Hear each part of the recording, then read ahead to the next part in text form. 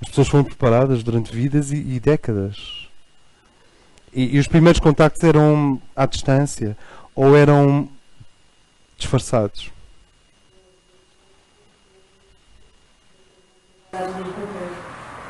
Eu conheço uma senhora em Espanha que teve contactos que no início ela julgava que eram físicos porque eles apareciam na sala. Mas não são transparentes, eles entram e por trás deles não se vê a parede. Ok? Não são transparentes. E ela demorou bastante tempo até perceber que eram projeções massivas, opacas, a partir das naves. Eram hologramas que andavam ali. E o marido dela teve também bastante dificuldade em acompanhar esse processo. Ela vive no campo, no meio do nada. Numa zona bastante agreste e com bastante seca de Espanha. Agora não sei se é Saragoça, se o que é assim, tem um nome com S. E eu estive com ela e falámos bastante e tudo começou porque ela, quando vinha fechar as luzes no jardim, cá fora, pareciam hóstias que caíam do céu à noite. Pareciam flocos de neve que caíam do céu. Ela dizia, está a nevar aqui? Durante dias e dias aquilo caía e ela tinha a sensação que estava a nevar. Isto era só uma preparação para ajudar o inconsciente dela a abrir-se ao inusitado, ao inexplicável, à ruptura. Quando eles perceberam que ela não ficava transtornada com os flocos, porque isto começa-se com flocos. É como um pequeno almoço. E depois vais devagarinho. E ela descreveu-me os flocos, exatamente os flocos. E ela dizia que quando caíam no chão ficavam um bocado de tempo e depois desapareciam. E pronto, ela se tivesse um companheiro diferente, lá tinha que fazer aquele circuito horrível do eletroencefalograma e da psiquiatria e do psiquiatra e do ai coitada, está tão mal e não sei o quê. Felizmente o marido dela também ou ouvia flocos ou qualquer coisa. O que é que acontece? Eles começam por fazer um processo de ruptura com a continuidade, com a rotina e depois observam como é que a pessoa se relaciona com isso.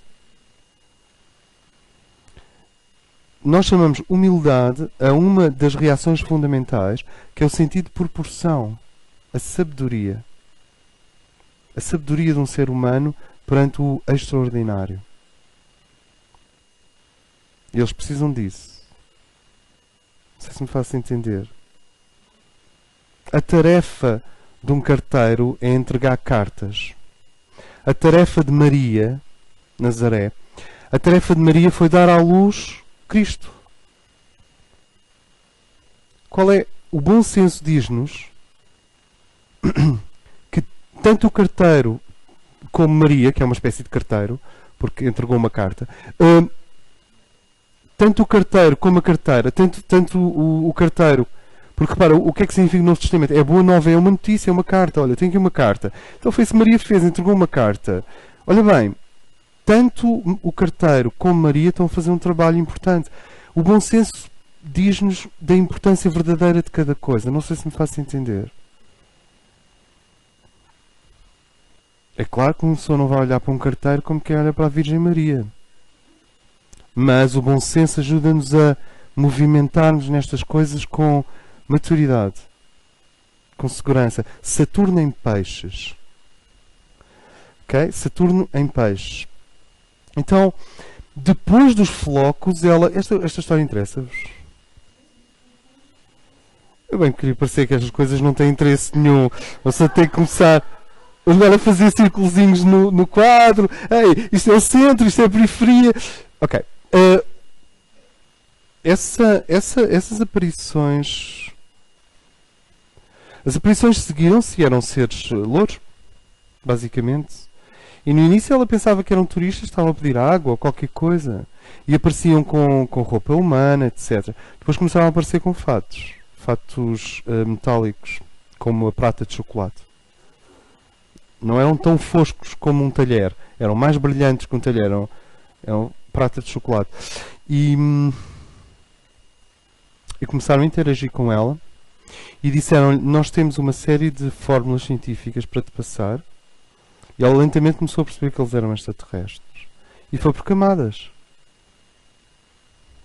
Como ela não sabia nada de espiritualidade, não é teósofa, não é espiritualmente consciente, não era médium, não era psíquica, não fazia um trabalho, não era da ascensão, não era da luz.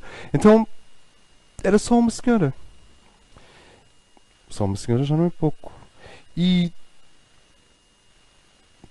claro que ela tinha conexões, vínculos com esses seres de outras vidas. E eles disseram: nós temos fórmulas matemáticas para te passar. Passaram as fórmulas matemáticas, ela apontou as fórmulas matemáticas, depois chamou uma série de astrónomos espanhóis, em segredo, e agora não sei em que estado é que está esse processo.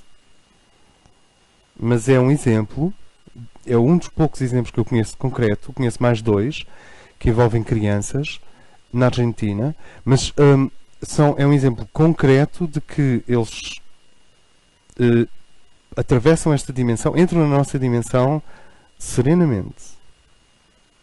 E uma das características da psique cósmica, agora chegamos lá, a psique terrestre não é o nosso ser psíquico, que é um núcleo de luz, é a nossa vida subjetiva organizada e organizante.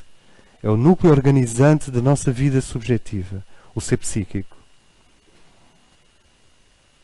É o psiquismo. O nosso psiquismo é um pouco histérico. Nós passamos da afirmação de que isto é a verdade absoluta e, portanto, aquilo só pode ser uma ilusão, para uma coisa que acontece a seguir muito angustiante, que é o indivíduo dizer isto é a verdade absoluta, aquilo é uma ilusão, e depois é sugado para a ilusão e não tem forças para reagir. Não sei se me faço entender.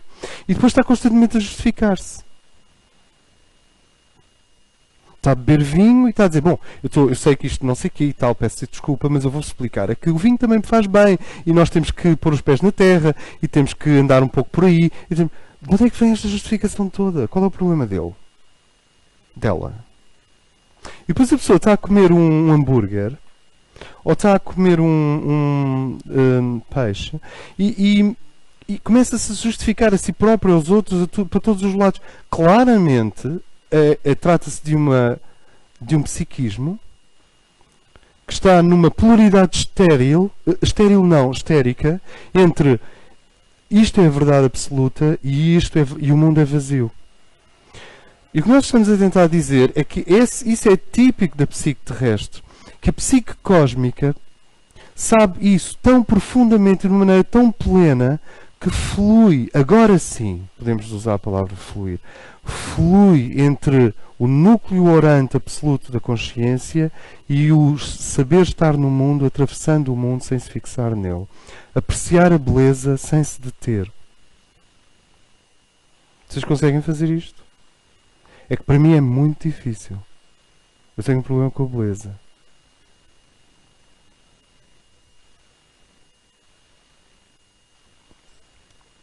Apreciar a beleza e não se deter.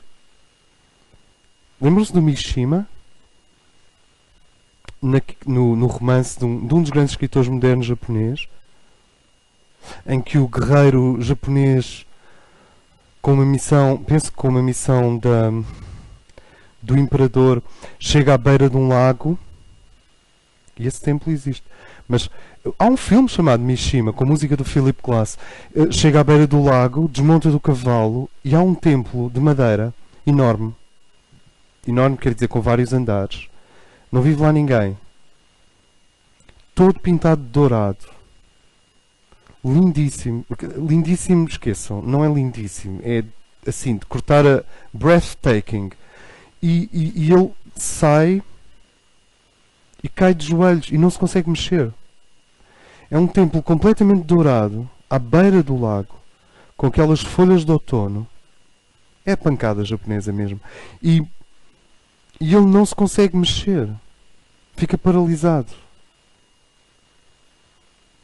E não consegue continuar o caminho dele. Então a solução dele é uma coisa um bocadinho à mestre Moria. Ele só consegue ir embora queimando o templo.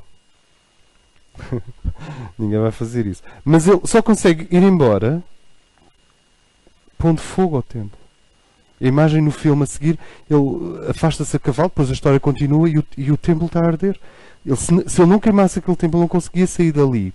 Bem, isto é uma pessoa com um problema de beleza grave. E este ponto, saber atravessar o mundo do desejo sem se perder. Sem se perder não, sem se deter. Saber atravessar o mundo da beleza sem se deter. Saber atravessar o horrível sem se deter. Saber atravessar a mentira, a corrupção, a contradição sem se deter. Saber atravessar as grandes lutas do nosso tempo entre jovens revolucionários e elites dominantes sem se deter. Saber atravessar as correntes elétricas da nossa sociedade e do mundo, saber ver as angústias, senti-las, mas não se deter. E isso hoje em termos como indomável, implacável, a compaixão implacável. Adamant, conhecem este termo?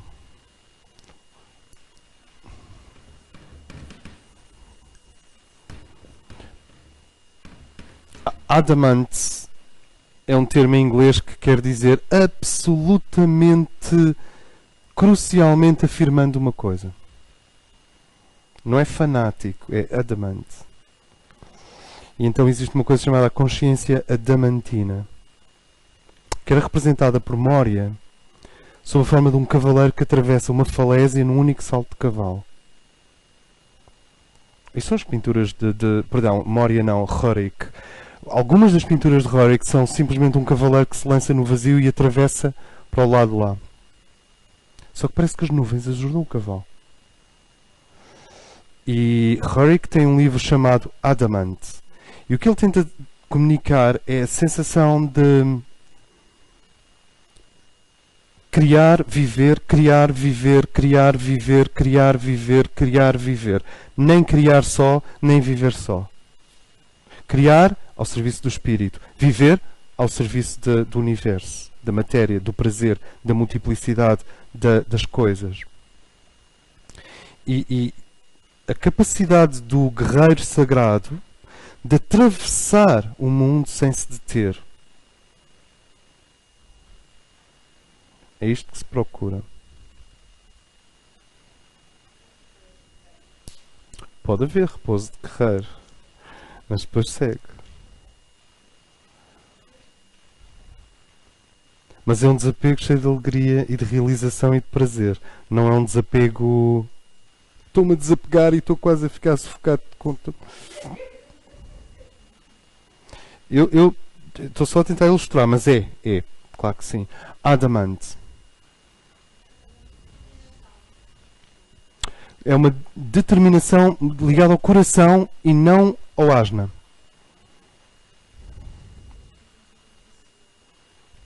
Qual senhora? De Espanha, Esther. Mas eu não me lembro agora do apelido. Eu vou tentar retomar o contacto com ela, porque já foi há 10 anos, 8 anos que eu tive contacto com ela. De qualquer forma, vocês têm então esta força centrífuga e o coração, o centro. E este coração reúne, ele reúne na vertical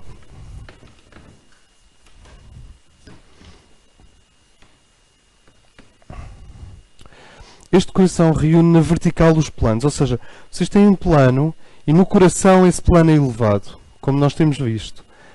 E aqui é elevado. Depois tem outro plano e no coração ele é elevado. E o ponto central de elevação, este ponto é o que se chama a energia crística. Como nós temos visto, a energia crística é a força magnética que atrai a consciência de novo para o centro.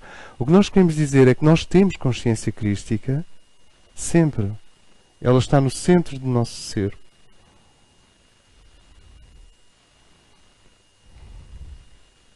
E depois volta a estar aqui. E depois volta a estar aqui ao longo de vários planos.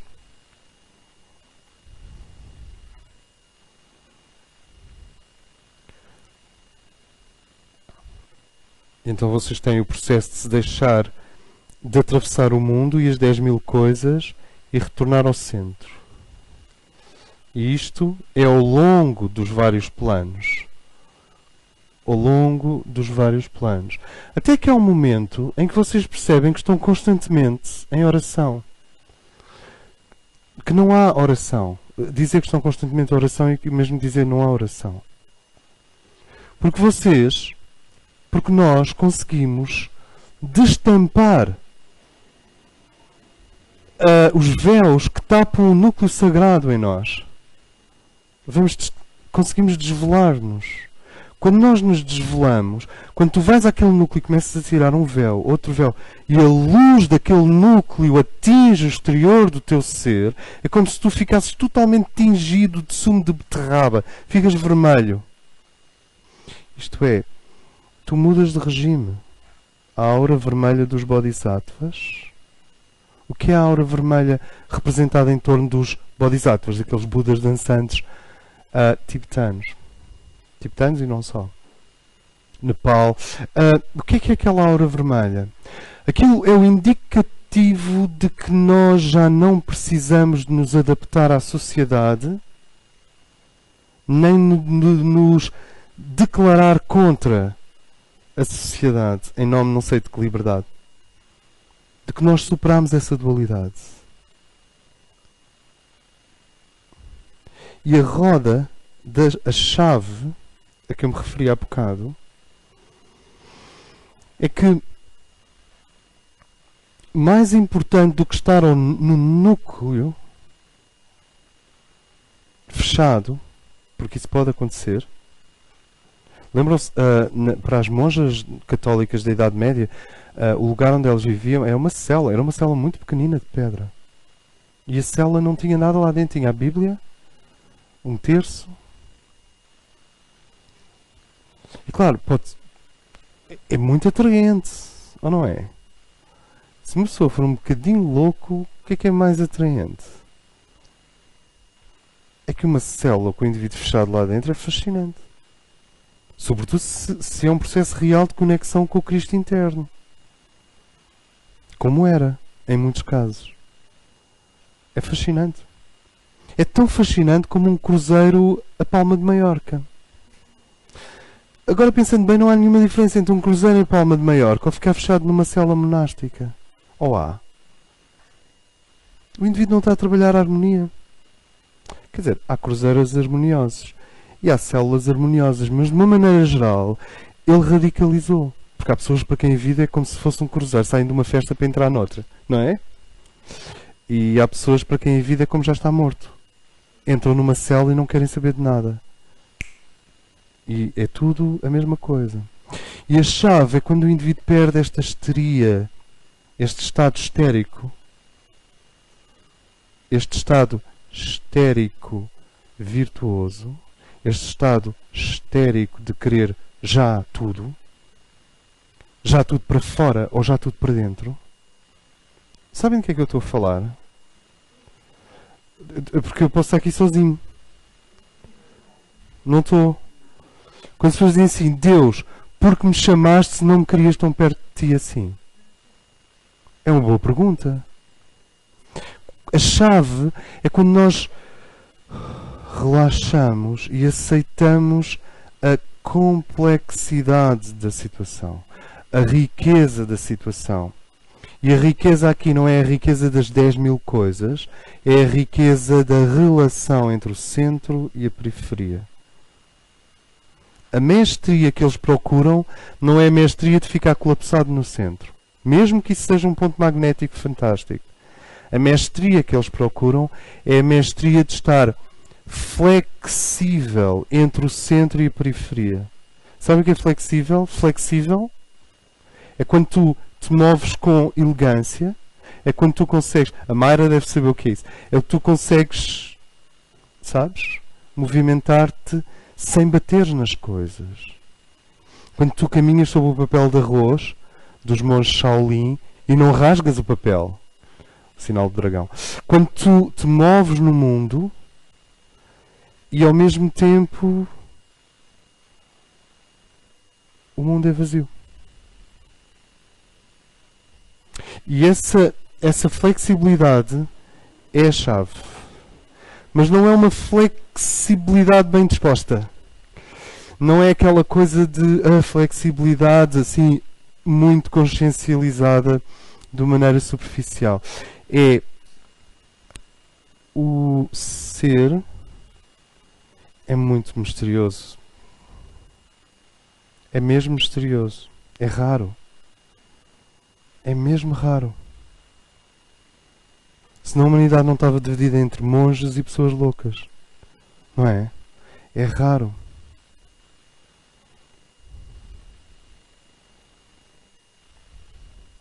Porque a chave está nesse momento em que esta barreira aqui se abre. E então o mundo pode vir beber do teu Cristo interno e a energia crística pode derramar-se sobre o mundo. E como o indivíduo já não está a fazer uma divisão histérica, como ele começa a fluir, repare, isto não se trata de misturar o sangue venoso com o sangue arterial, não se trata de começar a chamar sagrado a coisas que são profanas, não se trata de fazer confusões, nem colagens, nem misturas. Vocês precisam começar a andar no mundo como se o abençoassem, em vez de andar no mundo à espera de uma bênção. Nós conseguimos fazer isto. É como, sabem, psicologicamente, nós estamos com a camisola vestida ao contrário, precisamos de tirar, virar do avesso e voltar a vestir. Porque o ponto, a partir de um certo momento, é a nossa capacidade de abençoar o mundo, que começa a fluir, a respirar.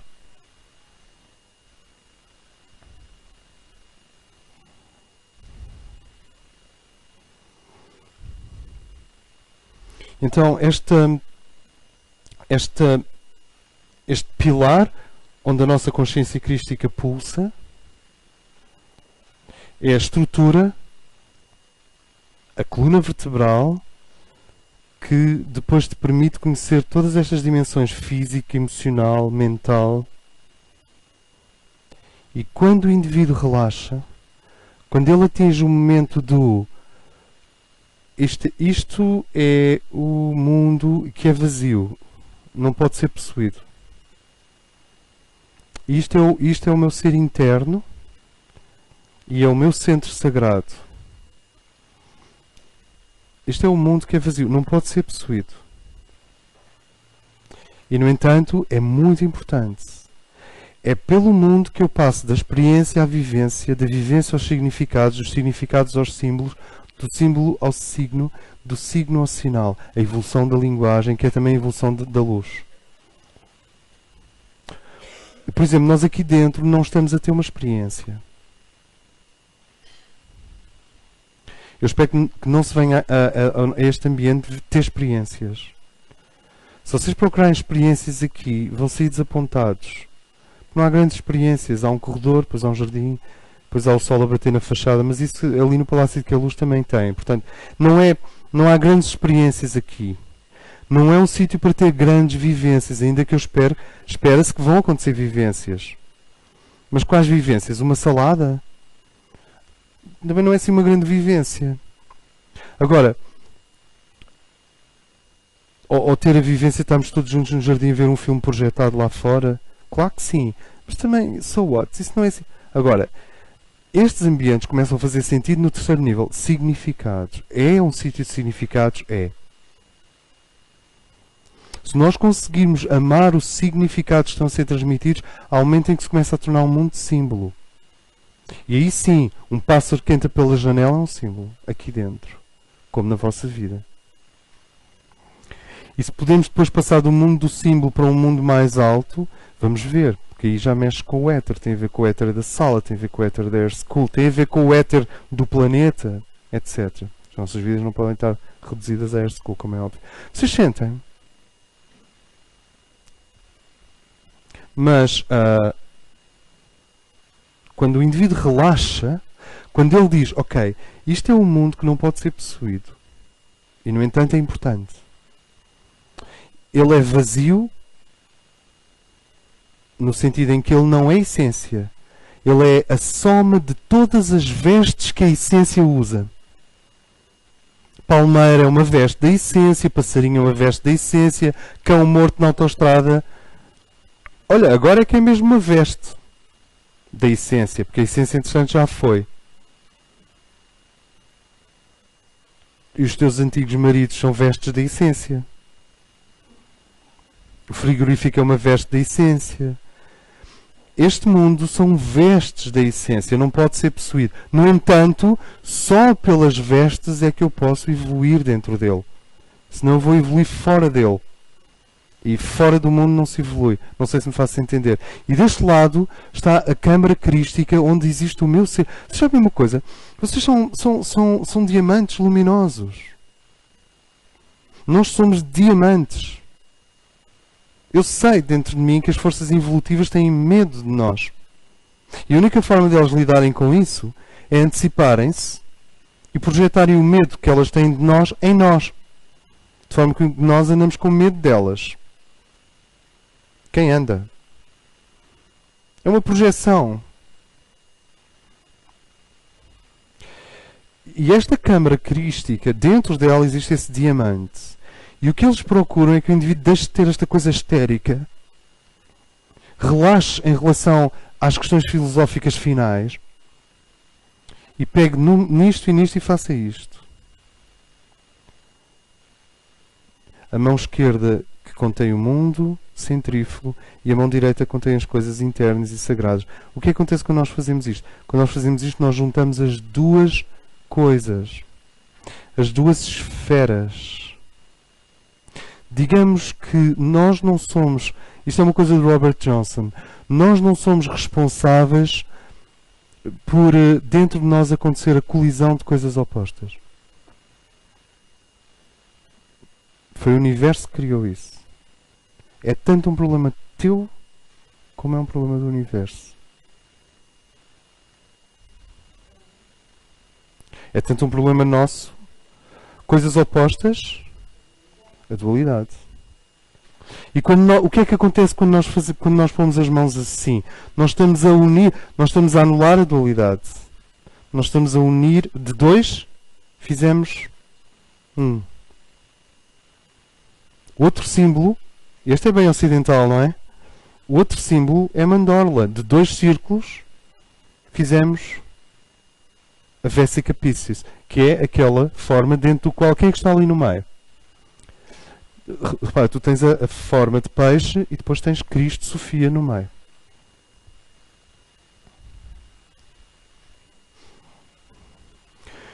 Este conjunto de compreensões entre o centrífugo e o centrípeto e aprender a relaxar perante os dois, quando o indivíduo se pacifica perante esta dualidade, eu não estou a falar das dualidades que vocês encontram aqui. Estou a falar da dualidade entre isto aqui e isto aqui. Afinal, a cruz contém duas dualidades. Contém a dualidade esquerda-direita, mas também contém a dualidade horizonte-vertical. Estão lá as duas. Ou não? E eu estou a falar da dualidade horizontal-vertical. E isto é a outra parte de todo o aprendizado que nós precisamos de fazer. É a contraparte, todo o aprendizado que nós precisamos fazer quando começamos a lidar a seguir com a Mãe Divina, o Pai Celeste, a Mãe Negra e o Pai Tirano. As estruturas rígidas dentro de nós, as tendências para a morte dentro de nós, versus o calor amoroso da Mãe Divina e o intelecto estruturador e quente do Pai. Para que nós possamos lidar com esses 4 quadrantes, precisamos compreender a cruz. Então, eu vou terminar com o seguinte esquema.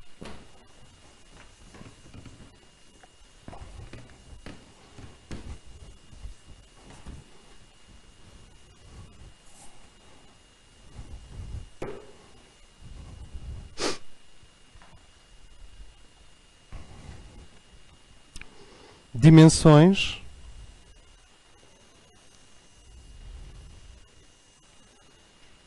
o mundo das 10.000 coisas, a multiplicidade. Estas forças são centrífugas.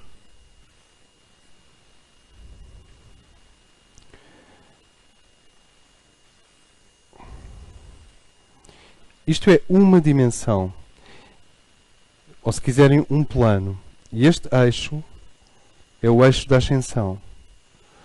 Nós não ascendemos por um eixo aqui ou um eixo aqui, nós ascendemos por aquilo que está no meio.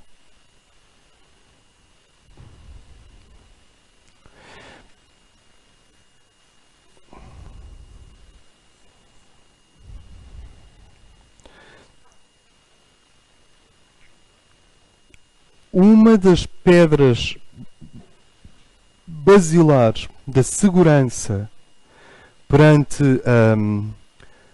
grandes verdades é o relaxamento perante esta polaridade vertical-horizontal. Enquanto nós não aprendemos a relaxar perante ela, a serenizar, a pacificar-nos perante ela, enquanto nós não começamos a ficar assim, olha, espera aí, isto é a polaridade vertical, isto é o eixo vertical do universo. O meu ser Cristo, Sofia, aquilo para mim é tão verdadeiro que me pode levar às lágrimas. Porque há coisas tão falsas que também levam às lágrimas. E aquilo que é tão verdadeiro que me pode levar às lágrimas, aquilo que eu não quero negociar, aquilo em que eu acredito e nem sei porquê nem como, aquilo que é a razão de ser do meu ser, esta linha vertical. E claro, nesta linha vertical vocês vão encontrar o eu básico, ele não está fora da linha vertical. Vão encontrar a criança interior, vão encontrar o pensador e depois vão encontrar a consciência crística. E depois ainda há coisas, são os vários núcleos do nosso ser, estão ao longo do eixo. Então o indivíduo diz assim, ei, isto é o meu eixo. A loucura é quando o eixo se quebra. A negligência é quando o eixo se quebra. A arrogância é quando o eixo se quebra. O autoabandono é quando o eixo se quebra. E na sociedade inteira? Velhinha encontrada morta no apartamento 7 meses depois.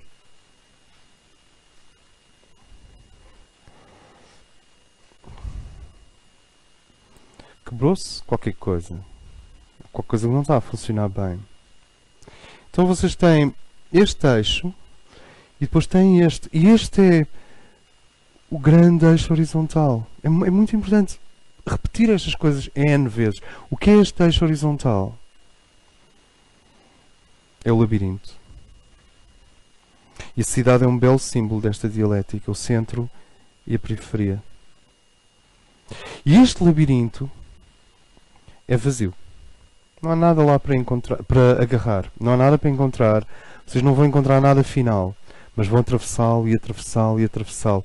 E o labirinto vai vestindo de divindade e despindo de ignorância. Isto é, na experiência do mundo, vocês encontram o contrário do mundo, que é o eixo. É paradoxal, bastante.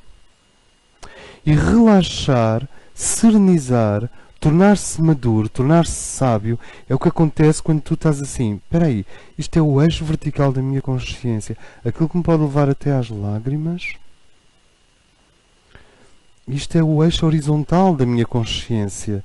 Todas as experiências que eu tive, todas as experiências que eu vou ter.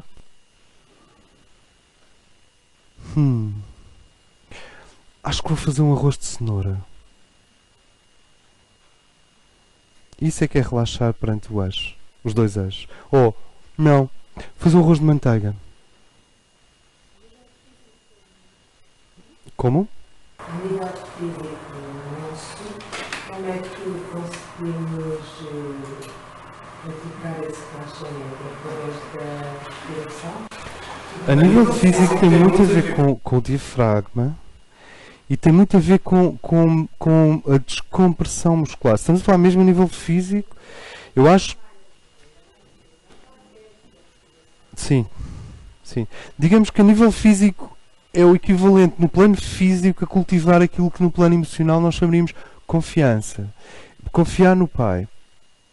Não fui eu que fiz isto, foi o Pai. Confiança. Confiar. Como? Nem inventámos. Nós não inventámos. Nós não somos responsáveis pela colisão de opostos dentro de nós. Deus é responsável pela colisão de opostos dentro de nós. E deixem-me dizer uma coisa. Quanto mais potente for a colisão de opostos dentro de vocês, mais próximo de Deus está. Quanto mais potente for a divisão de opostos dentro de nós, mais próximo de Deus está. Sim, Jesus disse isso da seguinte maneira: os mornos eu cuspo da minha boca. Os mornos. Ou seja, aqueles que não são nem uma coisa nem outra, não sentem os opostos, não sentem o grande choque das forças cósmicas dentro deles, andam, digamos, mornos, corresponde à média e alta burguesia. Eu não os ponho, eu cuspo-os da minha boca, não tenho, prestem-me para eles, porque eles não têm tensão suficiente para sentir a grande batalha cósmica. Sabem, sentem do que é que eu estou a falar? As pessoas descarregadas. Cristo disse claramente: os mornos eu cuspo da minha boca. Está lá no Evangelho. São aqueles que não são nem uma coisa nem outra, nem outra, nem outra ainda. São nada. Com esse material humano eu não consigo lidar. Não é para eu lidar, fica para outra vida. Então vou repetir. Quando nós vemos isto e conseguimos serenizar, sair, eu chamo histeria ao seguinte: eu já ouvi conferências inteiras, gosto bastante, de pessoas ligadas ao Vedanta, que durante 3 horas dizem que este texto é real e isto é uma ilusão completa que só nos pode fazer perder. E que o indivíduo tem que renunciar completamente a isto para encontrar isto. Ok? E já ouvi o contrário. Já ouvi que é pela exploração extrema disto aqui que tu vais encontrar o divino. Eu posso começar a dar nomes às coisas, mas vamos deixar isto assim. E tanto este caso como este, há uma ansiedade no ar. O que eu sentia foi: mas porquê é que as pessoas estão tão ansiosas? De onde é que vem esta necessidade histérica de afirmar uma verdade? Pode não ser histérico, se calhar sou eu que estou histérico. Mas os irmãos não são assim. Vocês não se lembram dos irmãos? Tentem se lembrar deles. Os irmãos de luz, não são assim.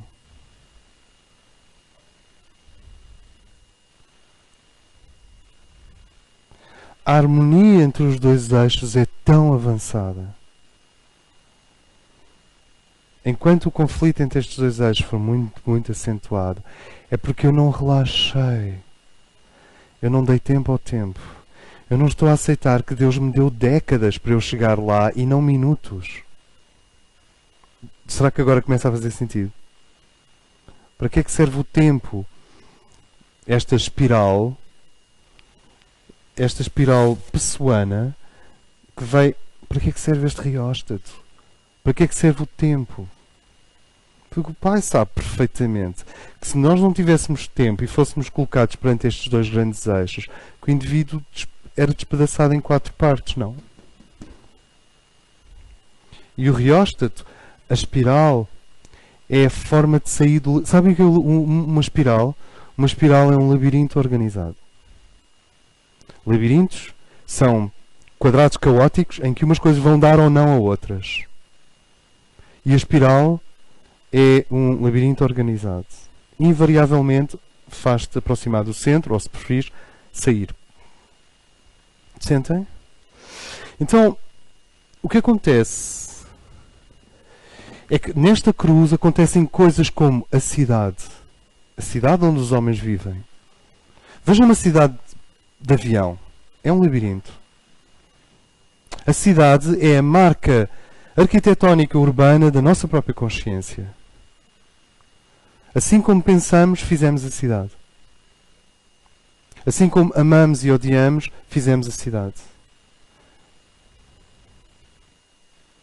E há cidades em que o indivíduo se sente horrivelmente mal e há cidades em que uma pessoa estranhamente se sente bem. Não sei se já tiveram essa experiência. cidade é pensar o labirinto. E é pensar o labirinto com o homem. Não é um labirinto nu, vazio. É um labirinto com o homem. Onde é que eu quero chegar com isto? Mesmo. É que se vocês se lembrarem dos irmãos, eles não sentem isto de uma forma despedaçante, como a psique terrestre sente. Então, é muito importante, se nós conseguíssemos fazer isto, que Aurobindo definia como: se estás na superfície de ti próprio, todos os conflitos são insolúveis. Se te deixares cair para os braços do Pai e da Mãe Divina, se confiares e deixares de cair para os braços do Divino, os conflitos harmonizam-se porque tu serenizas completamente. Porque tu deixas de tentar fazer a solução do conflito com o escopo e o martelo contra ti próprio. Conhecem esta expressão? Eu tenho que limar aqui umas arestas. Ouch! Não lime arestas. Entregue-se profundamente ao Pai. Porque eu posso limar arestas, se eu não me entregar ao Divino, elas aparecem noutro sítio a seguir. É uma espécie de reumatismo psicológico. Tenta ver. Se tu estás aqui, cá fora, e tu olhas para isto, o indivíduo fica paralisado. Porque este mundo é vazio e está constantemente a chamar a nossa atenção. E quanto mais a pessoa se quer libertar dele, mais ele fica tantalizante. Hipnótico. Virgem Maria, Nossa Senhora, o que é que me está a acontecer? E o que as pessoas dizem quando se estão a afastar? Dizem os nomes dos santos todos. Cruzes. O que é que me está a acontecer? Valha-me Nossa Senhora. Mas como é que eu vim para... Jesus. E gritar por Deus. Isso então é no fim do processo. Oh meu Deus, claro. Porque o indivíduo vai sempre puxado para fora. Então, e o que acontece depois? Depois há esse fenómeno. É que a culpa. O que é a culpa? Eu hoje estou muito dentro do Robert Johnson, que é um psicólogo junguiano que vai andar por aí em fotocópias. O que é a culpa? A culpa é um substituto de má qualidade para a nossa capacidade de fazer paradoxos. Que tal? Quando não conseguimos fazer um paradoxo, ficamos com a sombra do paradoxo, que é culpa.